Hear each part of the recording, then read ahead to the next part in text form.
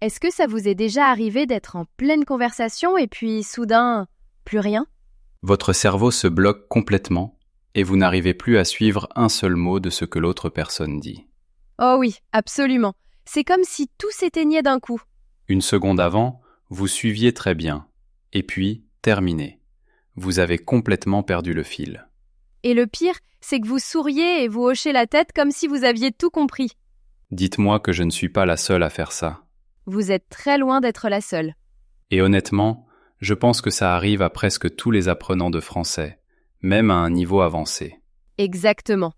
Alors, petite question pour toutes les personnes qui nous regardent. Est-ce que ça vous est déjà arrivé?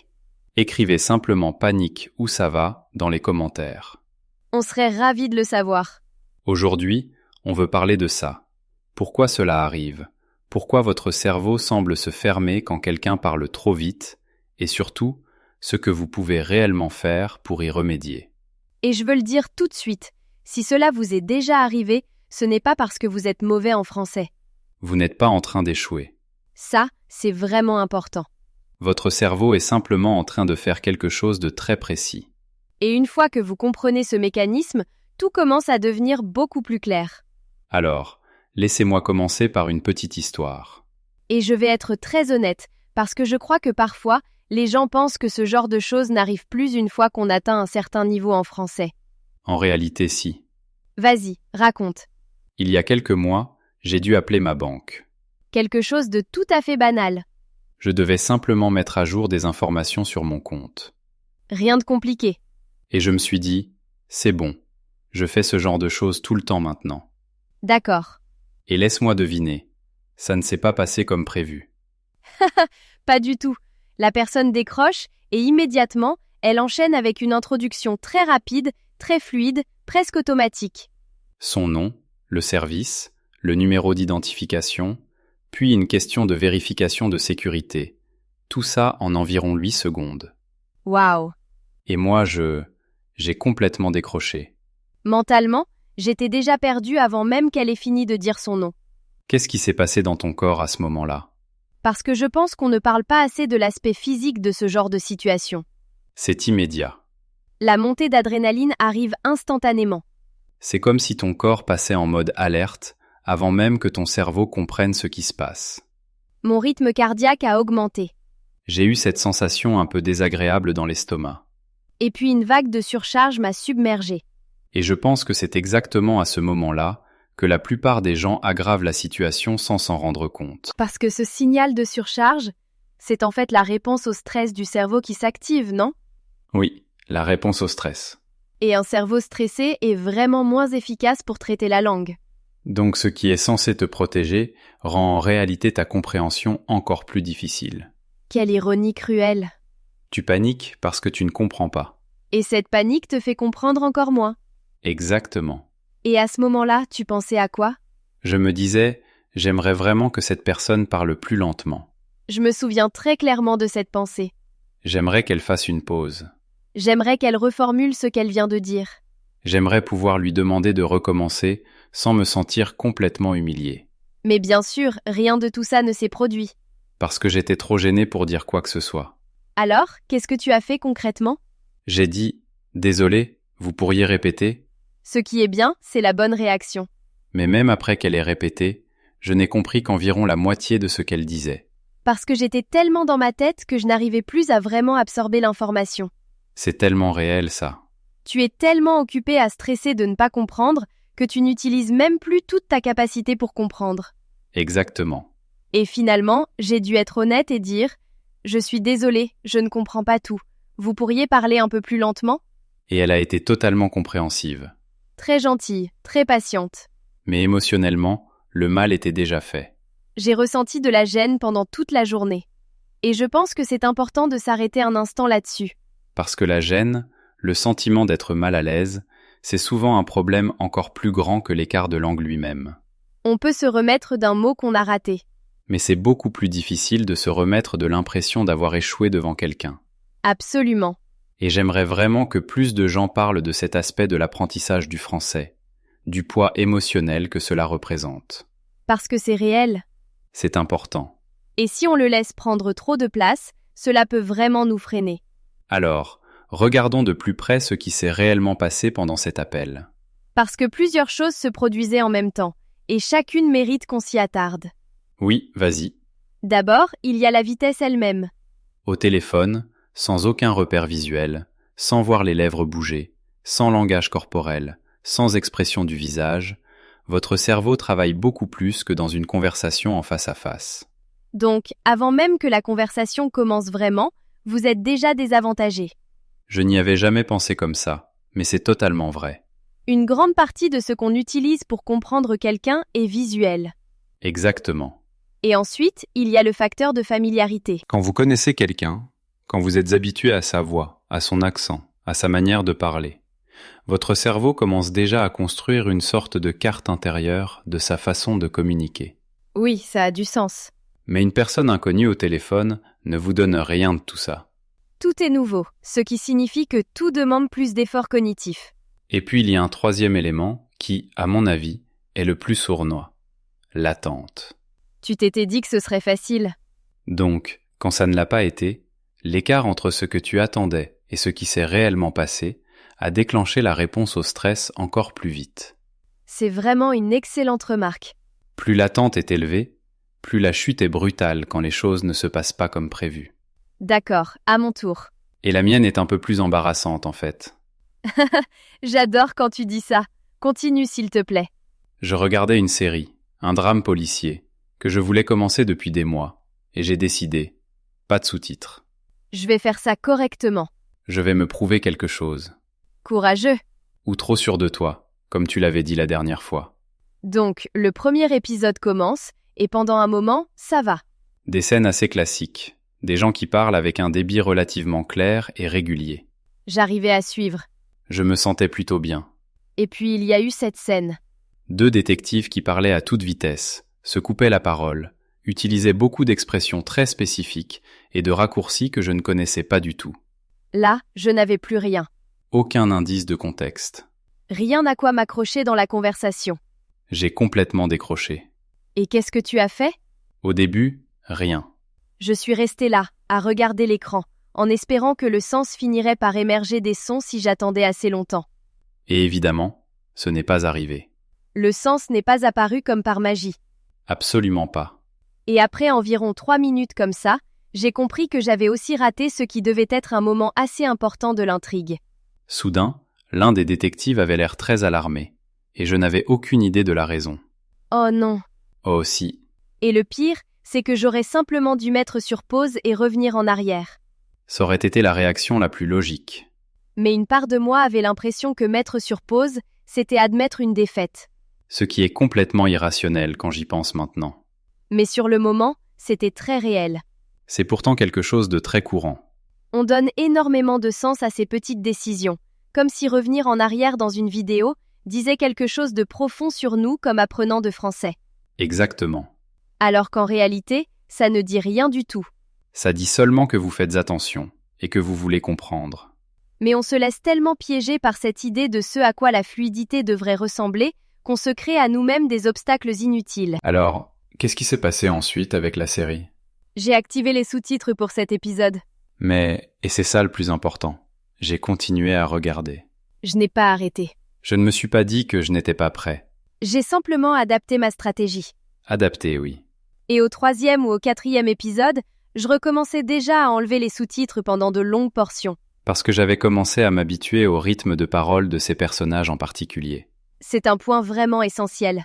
Il y a une grande différence entre dire « je ne comprends pas » quand quelqu'un parle vite et dire « je ne comprends pas encore cette personne précise, à cette vitesse, dans ce contexte précis ». Ce sont 2 problèmes très différents. Oui, et l'un de ces problèmes peut se travailler de manière très concrète. Alors, parlons un instant du mécanisme lui-même, parce que je pense que comprendre pourquoi la parole rapide est difficile aide déjà à mieux la gérer. Ce n'est pas seulement que les gens parlent vite, c'est aussi ce que la parole rapide fait aux sons eux-mêmes. Oui, je trouve ça fascinant. Quand les gens parlent vite, les sons changent. Ils se mélangent. Certaines syllabes disparaissent presque.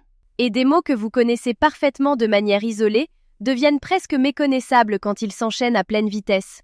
Votre cerveau doit décoder ces formes compressées en temps réel. Et si vous n'êtes pas entraîné à les anticiper, vous allez trébucher presque à chaque fois. Et le plus délicat, c'est que ce n'est pas de la négligence de la part de la personne qui parle. C'est simplement comme ça que sonne la parole naturelle. La prononciation lente et très claire qu'on entend dans beaucoup de supports d'apprentissage, c'est une version artificielle. La vraie conversation sonne tout autrement. Et je pense que c'est l'une des raisons pour lesquelles tant d'apprenants se sentent presque trahis quand ils quittent les leçons et entrent dans le monde réel. L'écart entre ce qu'ils ont pratiqué et ce qu'ils rencontrent ensuite est immense. J'aimerais vraiment que les professeurs parlent plus directement de ça. Honnêtement, j'aimerais qu'on passe plus de temps, dès le début, à exposer les apprenants à une langue authentique, rapide, naturelle, même si ce n'est que pour l'exposition. Parce que plus on avance sans entendre ce type de français, plus le choc est grand quand on y est enfin confronté. Tout à fait d'accord. J'aimerais que davantage de ressources d'apprentissage reflètent ce que la langue réelle ressemble vraiment. Pas seulement des phrases propres, lentes et parfaitement articulées. Mais de vraies personnes, une vraie vitesse, une vraie part de désordre. D'accord, alors parlons maintenant de ce qui est peut-être la version la plus stressante de tout ce scénario. Être dans une pièce pleine de monde, pendant une réunion, un cours ou une présentation, avec l'impression que tout le monde autour de vous suit parfaitement, sauf vous. Oh oui, celle-là est vraiment brutale. Parce qu'à ce moment-là, il ne s'agit plus seulement de compréhension. Il s'agit aussi d'être visible. On se sent exposé. Oui, exposé. Comme si, à n'importe quel moment, quelqu'un allait se tourner vers vous pour vous demander votre avis, alors que vous n'avez absolument aucune idée de ce dont on parle depuis 10 minutes. J'ai vécu ça pendant une formation professionnelle il y a environ 2 ans. C'était un atelier d'une journée entière, animé par une intervenante extérieure, très compétente, mais avec un accent auquel je n'étais pas habitué, et elle parlait à un rythme vraiment très rapide. J'ai passé la première heure à essayer si fort de suivre que j'étais déjà épuisée avant même la première pause. Ce genre d'effort prolongé est réellement épuisant. Les gens sous-estiment à quel point écouter dans une deuxième langue demande de l'énergie, surtout quand ça va vite. Cela mobilise énormément de ressources cognitives. Et le problème, c'est que quand ces ressources s'épuisent, on commence à décrocher involontairement. Ce n'est pas un choix. C'est simplement que votre cerveau essaie de se protéger contre la surcharge. Et c'est là que la spirale commence. Vous décrochez, Vous ratez quelque chose. vous ne pouvez plus suivre la partie suivante parce que vous avez perdu le contexte. Vous vous sentez encore plus anxieux. Et vous décrochez encore davantage. Tout s'accumule. Alors, ce que j'ai fini par faire, et ça paraît simple, mais cela m'a vraiment aidé. J'ai arrêté d'essayer de comprendre chaque mot individuellement. J'ai commencé à essayer de comprendre la structure générale de la conversation à la place. Est-ce qu'il s'agit d'un nouveau sujet ou d'une suite du précédent? Est-ce que c'est un exemple ou une idée principale? Est-ce qu'elle pose une question ou est-ce qu'elle affirme quelque chose? C'est une excellente manière de reformuler le problème. Au lieu d'essayer de décoder chaque petite unité, on prend du recul et on regarde la forme d'ensemble. Et cela réduit énormément la pression. Tout à coup, rater une phrase ne veut plus dire qu'on a échoué. Cela veut seulement dire qu'on recueille les informations qu'on peut, puis qu'on les replace dans un cadre plus large. Je fais quelque chose d'assez similaire pendant les réunions. Quand je sens que je commence à décrocher, je choisis une personne pour ancrer mon attention, en général celle qui parle, et je me concentre sur son énergie, ses expressions du visage, ses gestes, son ton. Même quand je ne comprends pas chaque mot, cela me garde suffisamment présent pour que, dès que j'attrape quelque chose de clair, j'ai déjà un contexte où le placer. C'est un très bon réflexe. Parce que le sens ne se trouve pas seulement dans les mots. Il est partout. Dans la manière dont quelqu'un dit quelque chose, dans le rythme qu'il utilise, dans le fait qu'il ralentisse pour insister, ou qu'il ait l'air hésitant ou sûr de lui. Oui, et en réalité, c'est aussi ce que font les locuteurs natifs quand ils sont dans un environnement d'écoute difficile. Un bar bruyant, un événement bondé, une mauvaise ligne téléphonique. Ils utilisent tous les signaux disponibles, pas seulement les mots. Ce qui veut dire que ce n'est pas un problème propre aux apprenants. C'est un problème humain. Simplement, les apprenants en vivent une version plus intense. Il y a aussi une autre dimension dans ce type de réunion dont j'aimerais parler. La peur de demander à quelqu'un de ralentir ou de répéter. Parce que beaucoup de gens ne le font pas, même quand ils savent qu'ils le devraient. Parce qu'on a l'impression d'annoncer sa faiblesse. Comme si on disait à voix haute, devant tout le monde, « Je ne comprends pas ». Et il y a aussi une question de statut. Surtout dans un cadre professionnel, on n'a pas envie d'être vu comme la personne qui n'arrive pas à suivre. Mais voilà ce que j'ai constaté avec le temps. Presque chaque fois que j'ai demandé à quelqu'un de ralentir ou de reformuler, la personne l'a fait sans le moindre jugement. La plupart des gens ne sont pas en train d'évaluer votre manière de recevoir leur message. Ils pensent simplement à ce qu'ils sont en train de dire. Ce qui est à la fois rassurant et un peu vexant, d'une certaine manière. Nous sommes beaucoup moins observés que nous ne l'imaginons. Exactement. Et la plupart des gens, quand ils réalisent qu'ils ont parlé trop vite ou pas très clairement, sont en fait contents qu'on le leur dise, parce qu'ils veulent être compris. J'aurais aimé intégrer ça bien plus tôt. Pendant des années, j'ai passé tellement de temps à acquiescer en silence, à faire semblant de comprendre des choses que j'avais complètement ratées. Et au final, ça m'a coûté cher. Parce qu'ensuite, il fallait rattraper l'information plus tard, ou prendre des décisions avec des éléments incomplets, ou aller demander à quelqu'un séparément, ce qui était souvent encore plus gênant. Et l'ironie, c'est que rester silencieux pour éviter la gêne finit souvent par créer encore plus de gêne plus tard. À chaque fois. Vraiment, à chaque fois.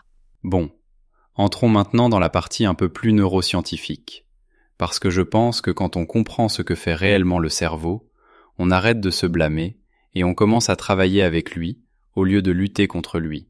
Oui. Et je veux préciser tout de suite que nous ne sommes pas neuroscientifiques. Mais nous avons beaucoup lu, beaucoup vécu aussi, et il y a certaines choses qui sont vraiment utiles à comprendre. Alors, voici l'idée générale. Quand vous écoutez quelqu'un parler, votre cerveau fait plusieurs choses en même temps. Il décode les sons en unités sonores. Il associe ces sons à des mots. Il analyse la grammaire pour comprendre la structure. Il extrait le sens. Waouh, oui. Et en même temps, il garde en mémoire de travail ce qu'il vient d'entendre pendant qu'il traite déjà la suite. Tout cela simultanément et en temps réel. Et dans votre langue maternelle, presque tout cela se fait automatiquement. Vous le faites depuis si longtemps que c'est devenu inconscient. Vous ne sentez même plus l'effort, parce qu'il y en a très peu. Ça se produit, tout simplement. Mais dans une deuxième langue, surtout quand le processus est encore en construction, une grande partie de ces opérations reste encore partiellement manuelle. Ce qui veut dire qu'elles demandent de l'attention consciente. Ce qui veut dire qu'elles sont plus lentes. Et donc, quand le flux arrive plus vite que votre vitesse de traitement, quelque chose finit par tomber.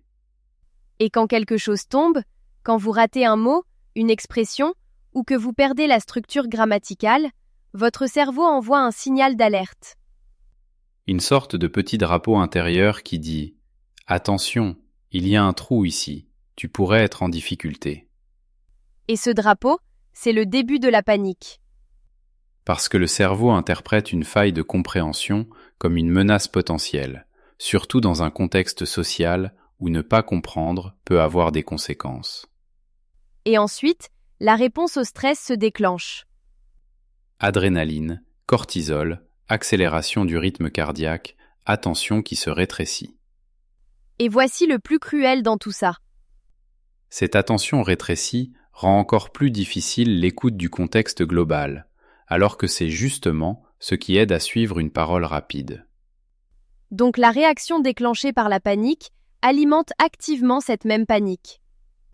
C'est un cercle vicieux, vraiment. Et j'aurais tellement aimé qu'on m'explique ça quand j'ai commencé à apprendre le français. Pendant des années, je me suis simplement dit « Je ne suis pas assez bon, je n'ai pas assez étudié, j'ai besoin de connaître plus de mots. » Alors qu'en réalité, ce n'était jamais tout le tableau. C'est en partie une question de vocabulaire, bien sûr. Oui, le vocabulaire aide. Mais une immense partie du travail consiste aussi à entraîner votre système nerveux à rester calme sous la pression de ne pas comprendre.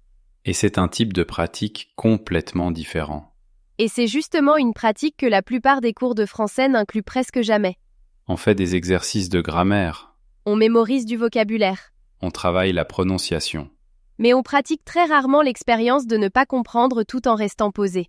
Alors que c'est exactement l'expérience que la vraie vie nous renvoie sans arrêt. Alors, comment est-ce qu'on entraîne vraiment cela ? Comment devient-on meilleur pour garder son calme quand tout devient rapide et confus ? Pour moi, la chose la plus efficace a été l'exposition délibérée à un niveau légèrement inconfortable. pas un contenu tellement au-dessus de votre niveau que vous ne comprenez rien du tout, parce que ça, c'est simplement décourageant. Mais plutôt un contenu compréhensible à environ 70 ou 80%, où vous saisissez l'essentiel, tout en ayant encore quelques moments où vous perdez le fil. Et la clé, c'est que dans ces moments où vous perdez le fil, vous ne vous arrêtez pas. Vous ne revenez pas immédiatement en arrière. Vous vous autorisez à rester quelques secondes dans cet inconfort de ne pas comprendre. Et vous continuez. Peu à peu, votre cerveau apprend qu'un trou de compréhension n'est pas une catastrophe. C'est seulement un trou, et vous pouvez quand même avancer. C'est presque comme une forme d'exposition émotionnelle pour les apprenants en français. D'une certaine manière, oui, c'est exactement ça. Vous apprenez à votre système nerveux que cette expérience, la parole rapide, la confusion, ce moment de vide, peut être traversé. Et plus vous traversez cette expérience, moins votre cerveau la considère comme une menace. Et à la longue, c'est là que les choses deviennent vraiment intéressantes. Votre cerveau finit par ne plus la traiter comme une menace du tout. La parole rapide cesse d'être un déclencheur de panique et devient simplement de la parole. Oui, simplement de la parole. Peut-être une parole un peu difficile, mais plus quelque chose qui bloque tout votre système. Et ce passage de la menace au défi change tout. Parce que quand vous êtes en mode défi, votre cerveau devient plus créatif, plus flexible, plus capable de trouver d'autres chemins vers le sens. Il utilise mieux le contexte. Il anticipe mieux. Il comble mieux les vides. Et ce sont justement des compétences que les locuteurs natifs utilisent en permanence. D'ailleurs, personne ne comprend 100% de tout ce qu'il entend, même dans sa langue maternelle. Tout le monde complète, déduit, devine intelligemment à partir du contexte. Et vous pouvez apprendre à faire la même chose vous aussi. Cela demande simplement du temps et le bon type de pratique. Bon, passons à quelque chose de très concret. Parce que je sais que certaines personnes qui nous écoutent maintenant se disent peut-être « Tout cela est très intéressant, mais qu'est-ce que je fais concrètement demain ?» Alors, passons en revue quelques stratégies précises, des choses que nous avons testées, qui ont réellement aidé, ainsi que 2 ou 3 conseils qui semblent bons en théorie, mais qui en pratique n'aident pas autant qu'on le croit. Première stratégie, et sans doute la plus importante, ce que j'appelle la technique du point d'ancrage et du laisser-passer. Au lieu d'essayer d'attraper chaque mot, vous choisissez consciemment de vous accrocher aux mots-clés, généralement les noms et les verbes, et vous laissez passer les petits mots. De, à, pour, avec, ces mots portent rarement le cœur du message. Le plus important de ce que quelqu'un dit se trouve presque toujours dans les noms et les verbes. Et ce qui est intéressant, c'est que cette méthode ressemble en fait beaucoup à la manière dont votre cerveau traite naturellement la langue quand il fonctionne efficacement. Dans votre langue maternelle, vous ne décodez pas chaque syllabe avec la même intensité. Vous hiérarchisez en permanence. Vous le faites simplement de façon automatique. Mais avec de l'entraînement, vous pouvez commencer à faire la même chose plus consciemment en français. Et cela réduit énormément la charge cognitive, ce qui vous laisse plus de ressources pour la compréhension globale. Deuxième stratégie, et celle-ci m'a surpris quand je l'ai essayée pour la première fois. Améliorer votre tolérance à l'ambiguïté. Beaucoup d'apprenants supportent très mal le fait de ne pas savoir. Oui, c'est un point énorme. Dès qu'ils rencontrent un mot ou une expression inconnue, ils s'y accrochent. Ils essaient de la décoder pendant que la conversation, elle, continue. Et du coup, ils ratent aussi les 3 phrases suivantes. J'aurais aimé comprendre bien plus tôt qu'il est tout à fait normal de ne pas connaître un mot et de continuer malgré tout. En fait, ce n'est pas seulement normal, c'est nécessaire. Parce que la conversation ne vous attend pas. Il faut continuer à avancer et récupérer le sens ensuite grâce au contexte. Et d'ailleurs, c'est aussi comme cela que la plupart des locuteurs natifs acquièrent du nouveau vocabulaire. Pas en ouvrant un dictionnaire à chaque fois, mais en entendant un mot plusieurs fois dans des contextes différents, jusqu'à ce que le sens devienne clair. Troisième stratégie, et celle-ci est surtout utile dans les situations de forte pression, comme les réunions ou les présentations. Se préparer.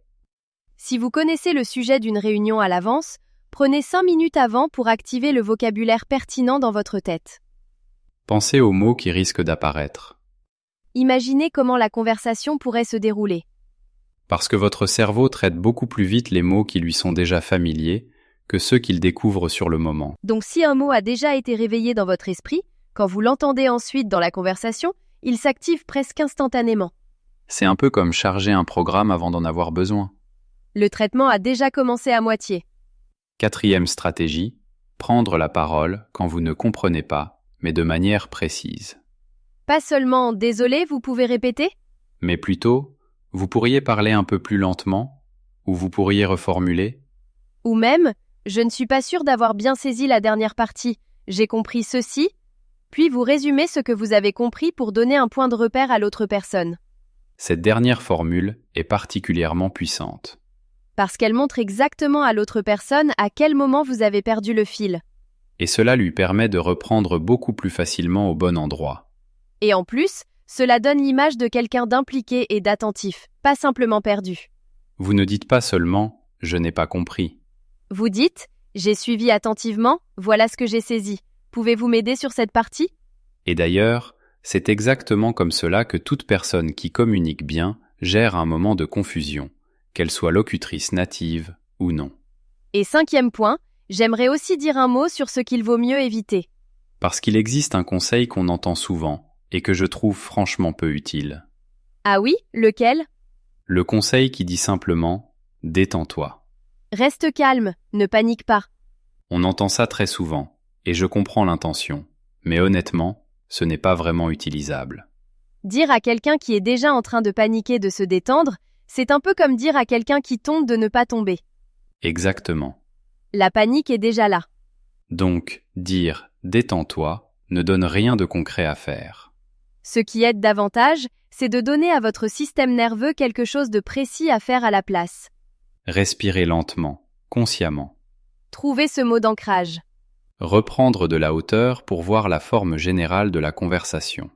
Donnez au cerveau une tâche qui n'est pas « comprends tout immédiatement ». Rediriger l'énergie. J'adore cette idée. Et je pense que cela fonctionne précisément parce que cela respecte le fait que la panique est réelle. On ne fait pas semblant qu'elle n'existe pas. On canalise simplement ce que le corps est en train de faire vers quelque chose de plus utile. J'aimerais maintenant prendre un peu de recul et parler du tableau d'ensemble. Parce que tout ce dont nous avons parlé aujourd'hui, les stratégies, les techniques, ce sont des outils pour gérer la panique quand elle apparaît. Mais le vrai objectif, avec le temps, c'est d'arriver à un point où la parole rapide ne déclenche plus cette réaction au départ. Et cela prend du temps. Du vrai temps. Pas quelques jours ou quelques semaines, mais des mois et des années. Et je pense qu'il est important d'être honnête là-dessus, parce que beaucoup de gens ont l'impression qu'ils devraient déjà y être arrivés. Comme si le fait d'avoir encore du mal avec la parole rapide voulait dire que quelque chose s'était mal passé dans leur apprentissage. Alors qu'en réalité, rien ne s'est mal passé. Vous êtes simplement à l'étape du parcours où c'est précisément cela, le défi. Et c'est un défi que rencontrent la plupart des apprenants, peu importe à quel point ils ont travaillé. La chose qui m'a le plus aidé sur le long terme a été de changer ma manière de mesurer la réussite. Pendant longtemps, je mesurais ma réussite au fait de tout comprendre.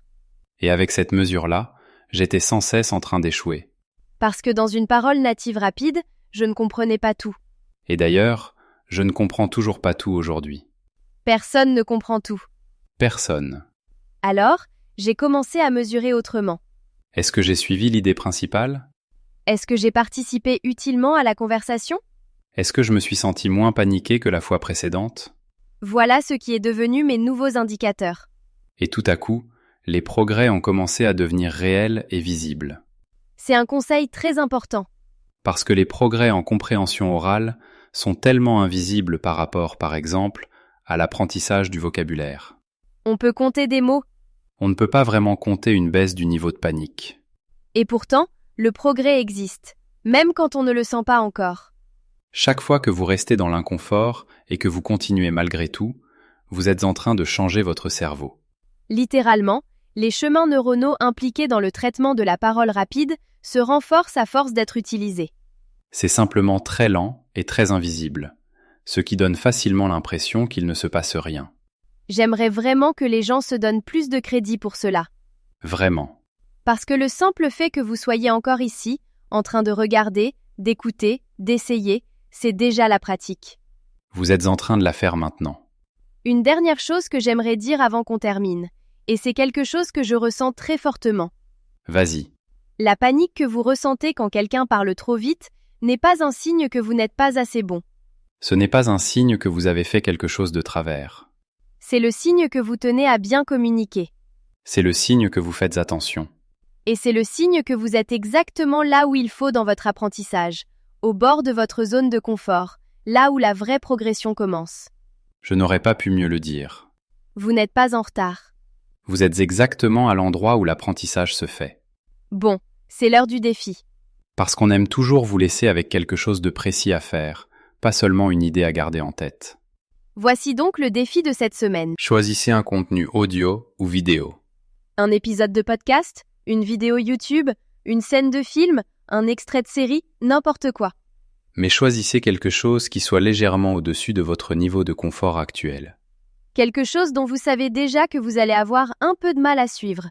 Et écoutez-le sans mettre pause du début à la fin. N'arrêtez pas pour chercher chaque mot. Ne revenez pas en arrière à chaque fois que vous ratez quelque chose. Laissez simplement le flux continuer. Concentrez-vous sur ce que vous arrivez à saisir. Laissez le reste passer. Et observez. Simplement observez ce qui se passe dans votre corps quand vous sentez cette panique commencer à monter. Ne luttez pas contre elle. Ne la jugez pas. Observez-la. Respirez. Trouvez votre mot d'ancrage. Et continuez. Puis, si vous le souhaitez, écoutez ce même contenu une deuxième fois. Avec ce contenu encore frais dans l'oreille, vous serez surpris de voir à quel point vous comprendrez davantage la deuxième fois, parce que votre cerveau aura déjà commencé à repérer le rythme et les schémas. Très souvent, c'est à cette deuxième écoute que les gens vivent de vrais déclics. La première fois, vous gérez la panique. La deuxième fois, vous écoutez vraiment. Et si vous avez envie de raconter comment cela s'est passé, ou simplement de nous dire quel contenu vous avez choisi, laissez un commentaire en dessous. Nous les lisons vraiment. Et cela aide sincèrement les autres à voir qu'ils ne sont pas seuls dans cette expérience. Avant de partir, encore une petite chose. J'ai préparé un PDF pour cet épisode, avec la transcription complète, les notes de grammaire sur wish et would, ainsi que tout le vocabulaire clé de notre conversation d'aujourd'hui. Il est entièrement gratuit et vous le trouverez dans la description ci-dessous. Téléchargez-le, imprimez-le, utilisez-le. Il est là pour ça. Et si l'épisode d'aujourd'hui vous a aidé, si ne serait-ce qu'une seule idée vous a parlé, partagez-le avec quelqu'un d'autre qui apprend le français. Parce que l'une des meilleures choses que vous puissiez faire pour votre propre apprentissage, c'est de vous entourer de personnes qui suivent le même chemin. On se retrouve dans le prochain épisode. Prenez soin de vous tout le monde. Vous allez y arriver.